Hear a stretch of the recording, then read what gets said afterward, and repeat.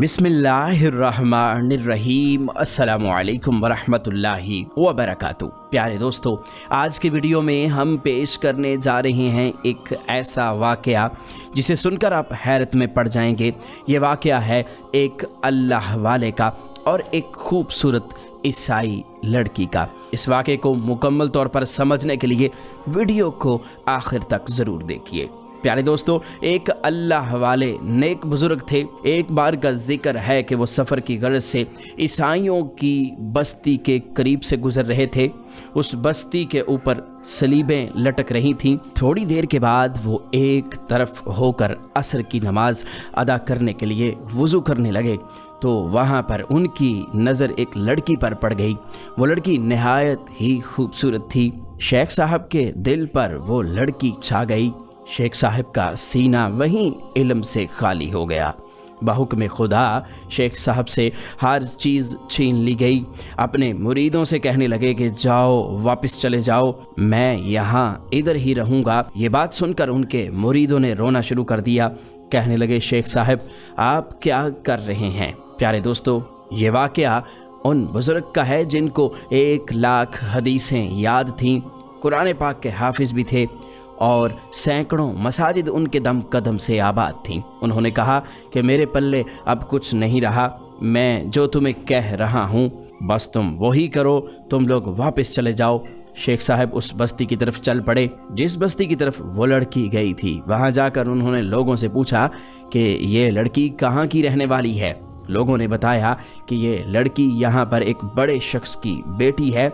ये शेख साहब उसे जाकर मिले और कहने लगे कि क्या तुम अपनी बेटी का निकाह मेरे साथ कर सकते हो? उस आदमी ने कहा कि हाँ, मुझे कोई एतराज़ नहीं है, मगर पहले तुम यहाँ पर रहो, हमारी खिदमत करो। जब यहाँ पर आपकी वाकफियत हो जाएगी तो मैं आपका निकाह अपनी बेटी के साथ कर दूँगा। चुनाचे शेख साहिब ने कहा कि हाँ बिल्कुल ठीक है। वो अमीर आदमी कहने लगा कि मेरे पास सूरों का एक रेवड़ है, आपको वो रेवड़ चराना होगा, जिसके बदले में आपको यहाँ पर खाना पानी सब कुछ मिलेगा। शेख साहब इस पर राज़ी हो गए क्योंकि उनके दिल में वो लड़की बस गई थी और वो किसी भी कीमत पर उस लड़की को हासिल करना चाहते थे।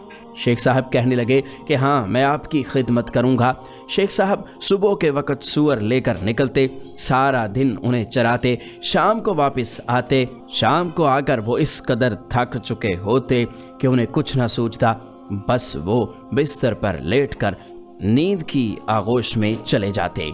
इसी तरह 1 साल का अरसा गुजर गया। शेख साहब के एक मुरीद थे जो ख़ुद भी अल्लाह के वली थे। वो जानते थे कि मेरे शेख साहब इस्तकामत वाले हैं, मगर इस मामले में कोई ना कोई हिकमत ज़रूर होगी। उस मुरीद के दिल में ये बात आई कि मैं वहाँ जाकर हालात मालूम करूँ।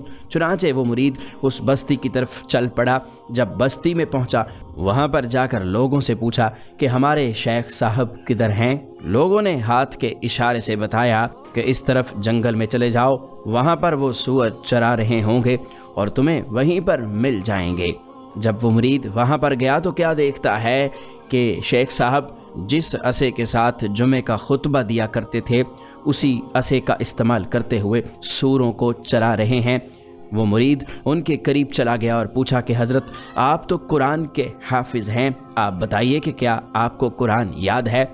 वो शेख साहब फरमाने लगे कि अब मुझे कुरान याद नहीं रहा।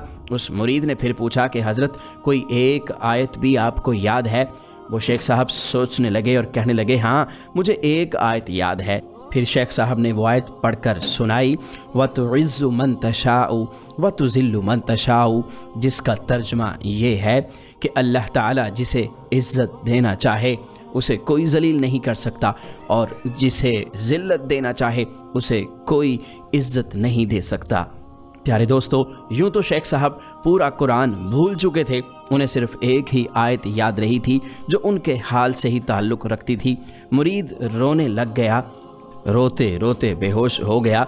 जब उसको होश आया तो पूछने लगा कि हज़रत आपको 1,00,000 हदीसें याद थीं, क्या आपको अब भी याद हैं? फरमाने लगे नहीं, मुझे सिर्फ एक हदीस याद है जिसका तर्जुमा ये है कि जो दीन को बदल दे उसे कत्ल कर दो। ये सुनकर मुरीद फिर से रोने लगा तो शेख साहब को भी रोना आ गया। किताबों में लिखा है कि शेख साहब रोते रोते बेहोश हो गए।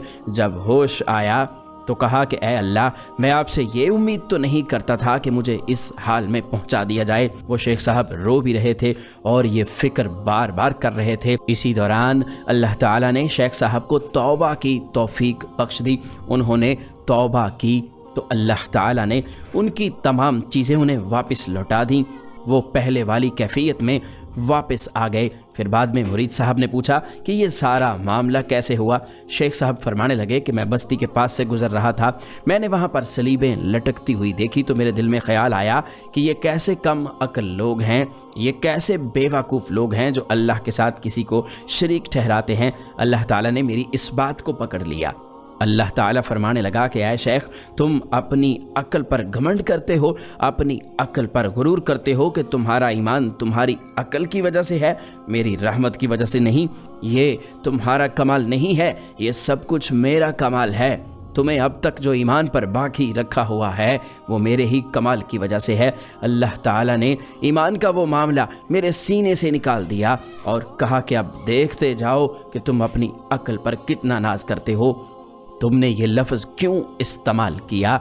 बस इसी वजह से अल्लाह ताला ने मुझे इन सब चीज़ों से महरूम कर दिया था। प्यारे दोस्तों, इस तरह उन बुज़ुर्ग को अल्लाह ताला ने तौबा की तौफीक दी और तौबा के बाद उनकी तमाम चीज़ें, तमाम कैफियतें दोबारा लौटा दी। प्यारे दोस्तों, इस वाक़े से हमें सबक मिलता है कि कभी भी गुरूर नहीं करना चाहिए, कभी भी अपनी किसी चीज़ पर इतराना नहीं चाहिए, क्योंकि अल्लाह ताला आजिज़ी को पसंद करता है। अल्लाह ताला गुरूर को हरगिज़ पसंद नहीं करता। कुरान पाक में इरशाद होता है, ला तमशी फिल अर्दी मराहा, यानी ज़मीन पर अकड़ कर मत चलो, आजिज़ी इख्तियार करो, क्योंकि अल्लाह ताला को आजिज़ी बहुत पसंद है।